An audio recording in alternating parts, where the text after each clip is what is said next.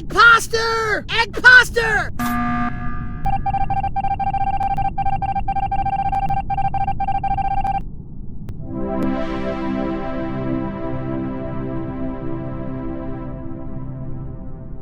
Okay, so just a quick recap of the question that you did here.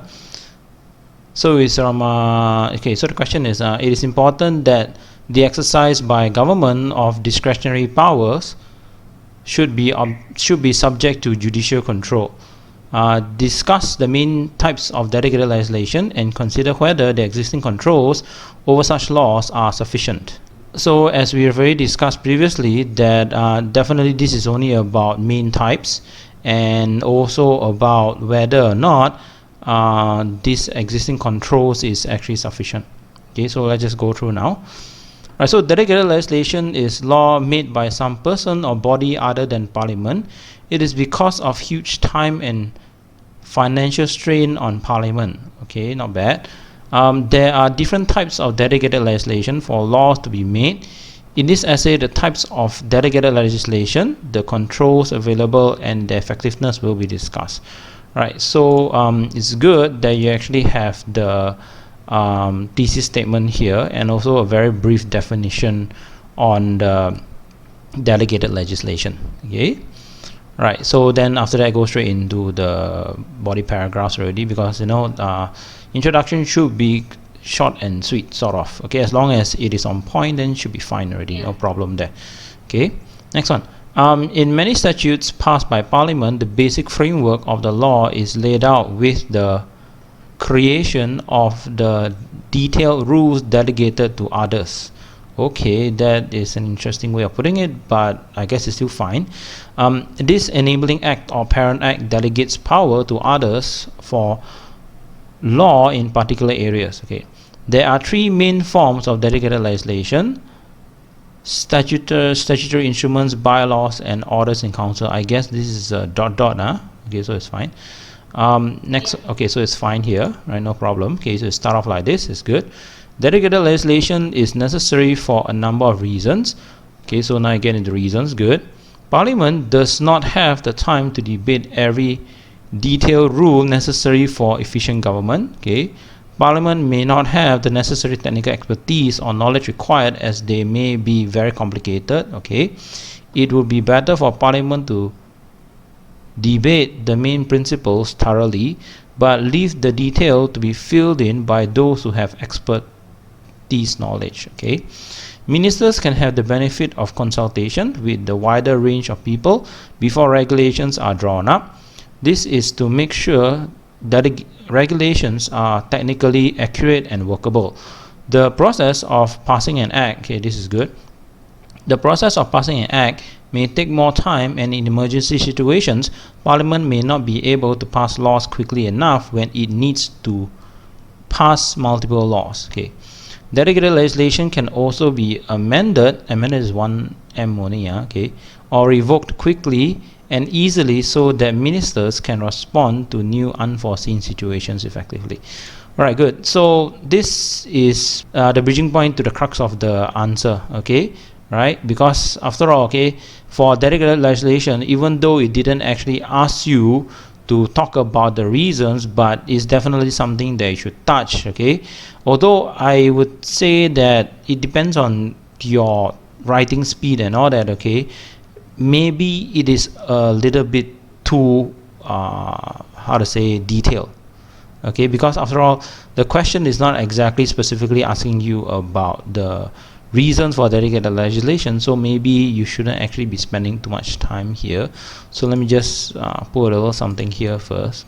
Okay, so because the question isn't exactly asking you about the reasons, okay, so maybe cut it short a little bit. I would say maybe half it or something like that lah. Okay, or at least, I mean, I'm not saying that it's wrong. Okay, I'm just saying that, okay, that you might not actually have the time to finish it. Okay, although if you ever have the time to finish it, then it's fine. But overall, let me just see how many pages you have here first. You got 1, 2, 3, 4.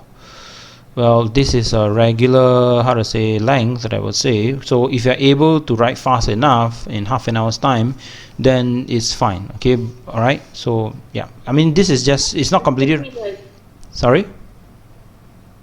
This took me about 2 to 4 hours to write. Whoa, but never mind. Okay, this one is you just, I mean, this is you practicing, so it's fine. It doesn't matter. Okay, but once you have to do for the exam purposes, as in half an hour, you need to really see what is your actual capability. But never mind, we leave this as okay first. Okay, this is just something for you to take note of. That's all.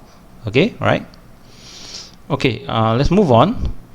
Okay, so the first of the three types of delegated legislation is orders in council.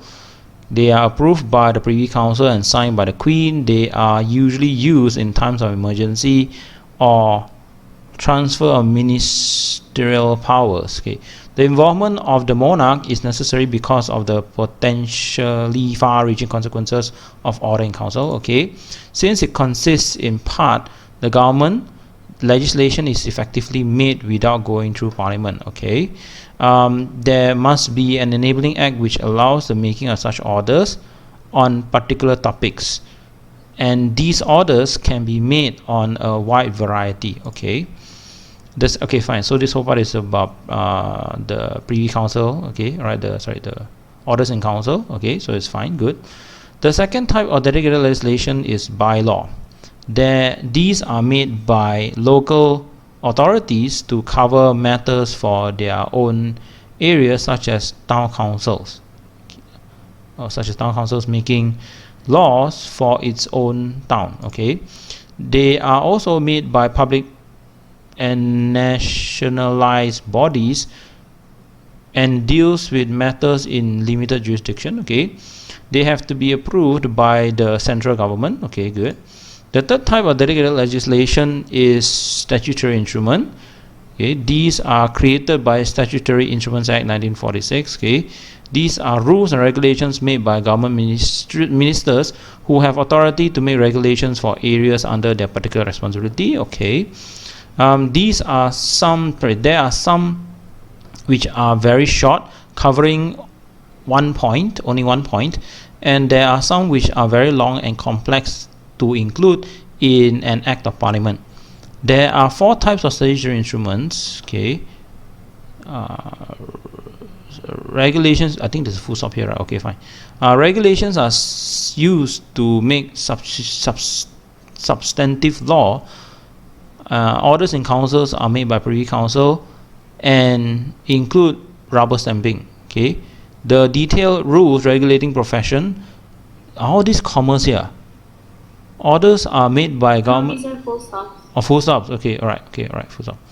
Orders are made by government ministers, serve narrow purpose, and such as commencement orders and legislative reform orders. Okay, rules are the procedural rules which lay down how things should be done. Legislative Regulatory Reform Act 2006 gives ministers power to make any provision by order if it will remove or reduce burden resulting in legislation.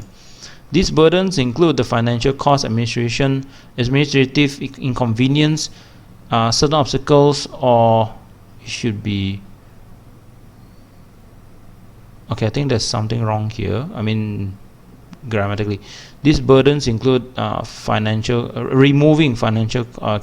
reducing financial costs, helping out with administrative inconvenience, and removing certain obstacles or a sanction which affects the carrying on of any lawful activity. So I think here need to adjust a little bit, although I think the examiner should understand what you're talking about. Okay, this means that ministers can change acts of parliament even though the original act did not give them the power to do so. Alright, good. So there's more discussion about statutory instruments than anything else, because statutory instruments, there is actually more to talk about. Okay, because at first I was wondering why you go straight into bylaws first and then didn't go into statutory instruments, but I guess it doesn't really matter. Okay, fine. So I guess okay, so this whole part here is basically talking about the types, which is you're actually addressing this part of the question already. Discuss the main types of delegated legislation. Okay, and I guess you did take a big part of the essay itself to actually discuss this thing, okay, which is good, okay, because it has to be discussed in detail. Okay, right, now the next part is, as there are many people with the power to make delegated legislation, and because it is not directly made by elected representatives, delegated legislation is subject to a range of controls designed to ensure the power delegated is not abused. Okay, this control can be exercised both by Parliament and by judiciary. Additionally, sometimes there may be a public inquiry before a law is passed on an especially sensitive matter. Okay, the first form of control is consultation. Okay, those who make delegated legislation often consult experts within the relevant field and the bodies who are likely affected by it. Okay, all delegated legislation is published and therefore available for public scrutiny. The government publishes an explanatory memorandum detailing the statutory instrument, policy, objective, and legislation context. Okay, good. This one here, I guess, is not really necessary, but you did put it anyway. Okay, this one here is basically, it's like a prelude to the control. Okay, because after all, this is, you are starting to discuss about this second part of the question already, or the focus of the question. We ask you to consider whether the existing control over such laws are sufficient. Okay, so before you actually go in to consider whether it's sufficient or not, okay, you actually talk about controls. But before you actually even consider controls, okay, in the main controls, you actually talk about this one here first, which is good. Okay, right, and it's quite simple as well. Okay, if you like drag on too much, it wouldn't be good also, because it isn't really answering the question. Okay, and I'm worried about the time limit and stuff like that. Okay, right, next one.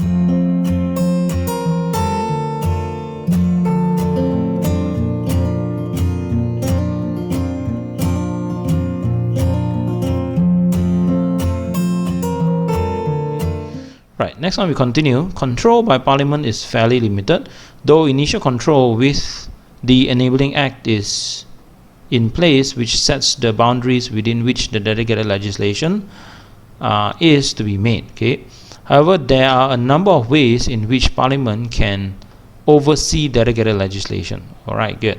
Okay, so now this is the actual part where you talk about the control. Okay, so an Enabling Act can also set out whether the government must consult other people before making the regulation.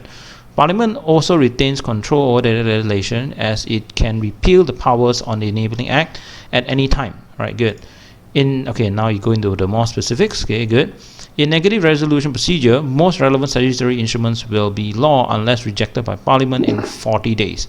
If after debate either house passes an annulment, motion, that's annulment motion, okay, the delegated legislation is cancelled. Okay, in the affirmative resolution, okay, so this is the next one. Okay, control, statutory instruments will be subject to requiring Parliament to vote its approval of the delegated legislation. This is for enabling acts dealing with special, often constitutional importance. It can only pass if a motion approving it is passed within 28 to 40 days. Okay. However, it cannot amend again is 1M, the statutory instrument, only approve, annul, or withdraw. Right. The super affirmative procedure is sometimes, okay, this is the third one already, sometimes required to check legislative reform orders. Parliament has more power to scrutinize, as the minister must lay the draft before Parliament for 60 days. Okay. Amendment can be done to it during that 60 days, of course. Okay. There should be a connection here. Okay, the scrutiny committee reviews all statutory instruments, and where necessary will point out to houses points that need further clarification. Right, the reviews are on the technical points of the law and not based on policy, so there are a few main grounds in which they will focus. Okay, however, the committee can only report back its findings to Parliament and has no power to alter any statutory instrument. Alright, good. Lastly, MPs can ask ministers questions about delegated legislation at the ministerial question time or raise them in debates. Alright, good. So I guess this whole part here is specifically about parliamentary control. Okay, good. Okay, and it's very compact and also very detailed. And I guess not too much information. Okay, I mean the length is just nice, I would say. Okay, next one, in courts now. The delegated legislation can be challenged on the grounds of ultra vires, meaning that it goes beyond the powers that the parliament granted. Okay, alright, so good definition here. This claim can be made through judicial review procedure, a civil claim between two parties, or an appeal to the higher courts. Any delegated legislation ruled to be ultra vires will be rendered void and not effective, okay, unless an enabling act expressly allows ministers have no power to make unreasonable regulation, levy taxes, or laws of delegation. Okay, procedural ultra vires claims that the procedures laid out in the enabling act have not been followed. Okay, substantive ultra vires claims that the Measures? Hold on, I don't know. Yeah, I think so. I think it's okay, that the measures under review goes beyond the power Parliament granted under the Act. Okay, alright, this substantive. Okay, good. So okay, if what is this? Ruler, is it? What is this? If rules. Oh, if rules. Okay, if rules manifest unjust, unfair, or have been made in bad faith, such as personal gain, or are otherwise so perverse that no reasonable official could have made them, the courts can declare them invalid. Alright, good, this is very good. Lastly, bylaws being passed by local authorities have to be confirmed by relevant government minister. This is to check that local authority had the power to make the legislation. The consultation process was undertaken. There is no duplication or conflicts with existing legislation. It deals with genuine and specific local problems, and there is no conflict with government policy. Alright, good.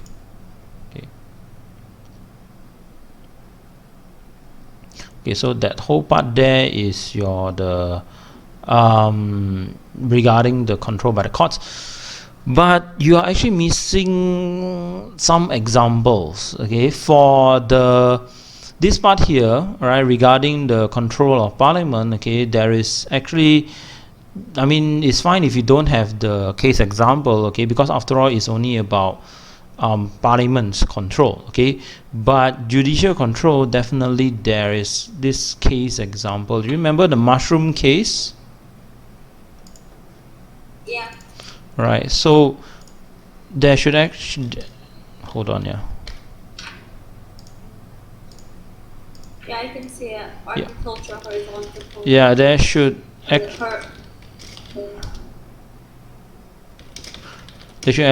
there should be at least one case example to illustrate how ultra virus can happen.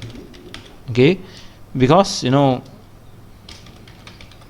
this concerns the courts, and so that is why, okay, definitely you need to actually talk about the cases. Okay, at least one, okay, if not two. Alright, okay, right, so that is something that you should be improving here. Okay, and you just remember okay, every time when you discuss about the delegated legislation and talk about controls, especially when you're talking about control to the court, definitely have to put case example. Okay, alright. Okay, next one, Legislative and Regulatory Reform Act 2006 is criticized for giving ministers too many powers, even with the occasional use of the super affirmative resolution in the in the sake is it for the sake actually for the sake of reducing burden from parliament. They can even change acts of parliament even though the original act did not give them power to do so. Okay, wait, where is my, okay, so it's fine. Okay, didn't give them the power to do so. They have assumed control beyond what is reasonable or allowed. There are concerns that this is unnecessary shift from democratically elected parliament to the executive. Okay, however, this criticism may not be applied to bylaws as they are made by local representatives who are elected. Okay, fine, good argument there. The possibility of subdelegation is a problem as the ministers in charge may pass down the law making authority and will merely rubber stamp it later. Okay, good. Delegated legislation is overused, and there is too much of it, which can also lead to difficulty recovering the present law. Okay, the problem is further aggravated by the lack of publicity and all these delegated legislation. Okay, this makes it difficult for citizens to be aware of, let alone challenge this delegated legislation, which can lead to unjust harm. All right, good. As seen in legislation, the same problem of complex and obscure wording also exists. Overall, the reality is that effective supervision is difficult, and there is little room for anything to be seen as ultra virus given the Legislative and Regulatory Reform Act 2006. Hold on, let me just. The reality is that effective supervision is difficult, and there's little room for anything to be seen as ultra virus. Okay, this one is okay, right? Okay, so this is your conclusion. I mean, Yeah. it doesn't actually look like a conclusion. This is more like evaluative part, you know. Yeah. No, only the last line was conclusion. Oh, only the last line is a conclusion.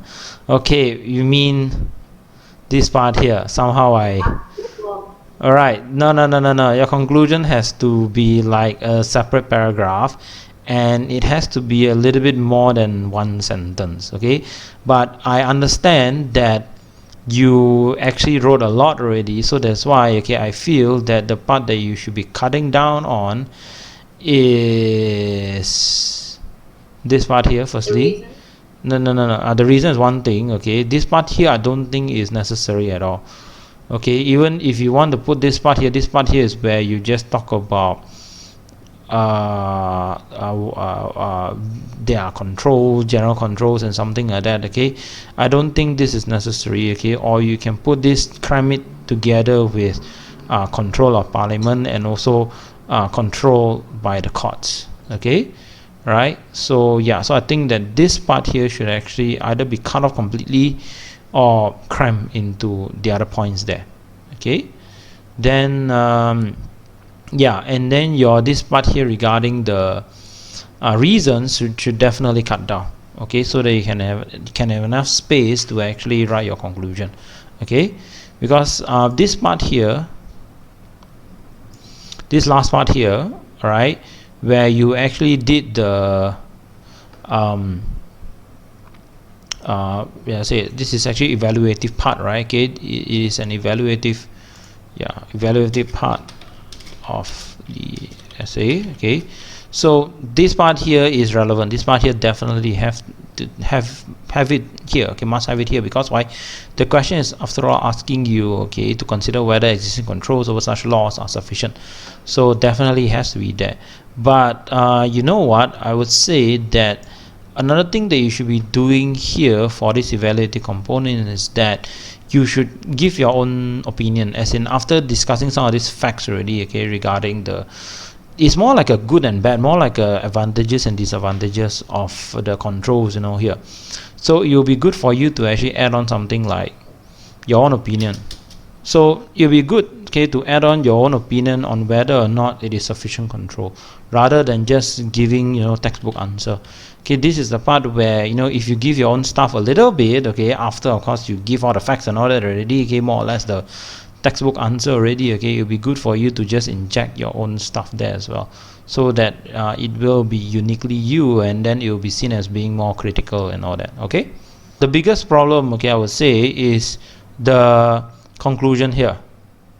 Okay, so what should be happening is that you should actually separate it into another paragraph, and then it should be a little bit more detailed. Okay, like maybe you can like reaffirm, okay, whether it is sufficient or sufficient, okay, and then it'd be good for you to like just pick out something that you've actually written, okay, point out in the essay itself, okay, because what you say here just overall the reality is that effective supervision is difficult. There's little room for anything to be seen as ultra-virus given legislative.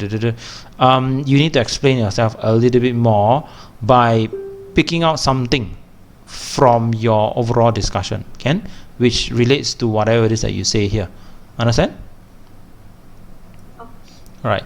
So this one generally is very good, but then the problem is that you told me that it took you what 4 hours to do it, right?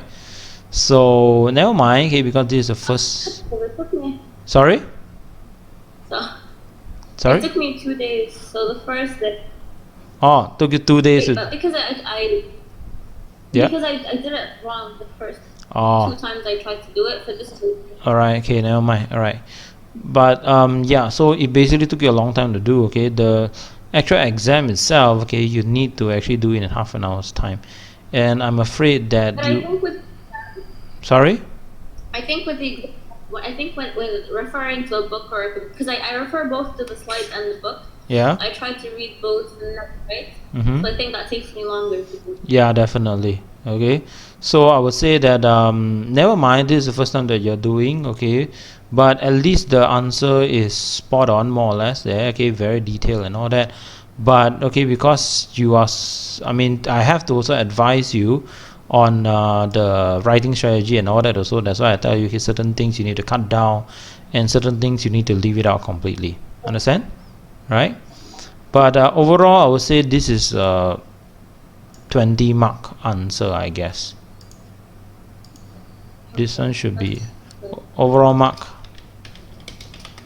okay, should be 20 plus, I would say, or 25. 20 is a B, right? Yeah, I would say it's a high B. Yeah, it's a high B. Yes. Okay. All right. Okay. Any question regarding this thing before I move on? No. All right. Good.